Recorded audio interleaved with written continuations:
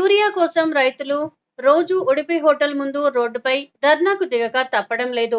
మెదక్ జిల్లా రామాయణంపేట పట్టణంలో రైతులు రాస్తా రోకో సుమారు 2 గంటల పాటు ధర్నా చేపట్టారు. ధర్నాలో పాల్గొన్న మహిళలు, రైతులు ప్రభుత్వంపై ఆగ్రహాన్ని వ్యక్తం చేశారు. వరి పంట యూరియా లేక ఎర్రబడుతుందని ఎన్నో ఆశలు చూపిన ప్రభుత్వం కనీసం యూరియా కూడా అందించడం లేదని మండిపడ్డారు. పోలీసులు సముదాయించడంతో రైతులు నిరసన విరమించారు.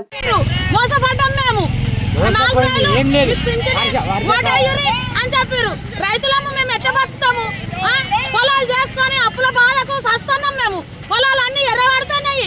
మేము ఏ ఊరు తిరుగుతున్నాము మందు సంచుల కోసము. మాకు మందు సంచులు దొరుకుతలేవు. మేము